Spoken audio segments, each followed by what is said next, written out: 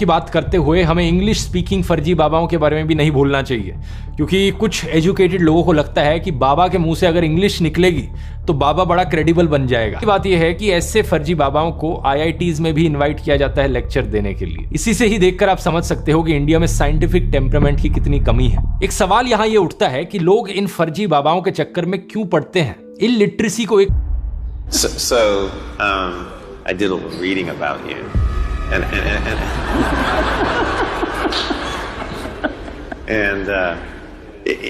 he's not as uneducated as he would have you believe. See, he's actually quite educated. That's pretty clear.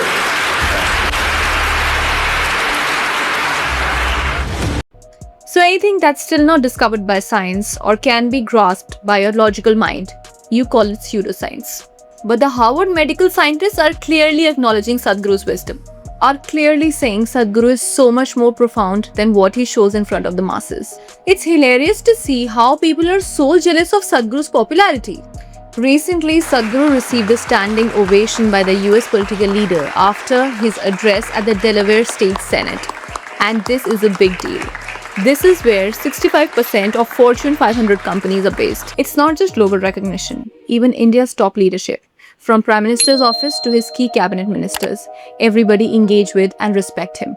He's awarded Padma Vibhushan, India's second highest civilian award after Bharat Ratna, given for his exceptional and distinguished service in spirituality, public affairs, science and engineering. Invitations to speak at global platforms such as World Economic Forum and United Nations.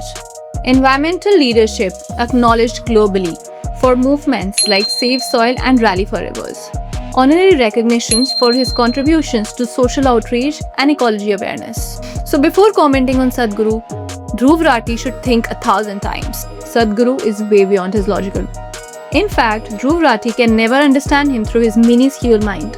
Don't worry, Dhruv Rathi, you can also add some value.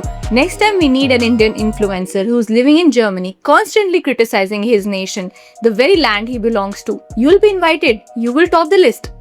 The next time we need an influencer who runs a fake propaganda against India and wants to appease a certain community, your name will top the list.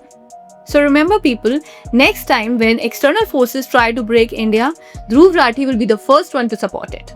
You don't like Sadhguru because your false narratives fail in front of him.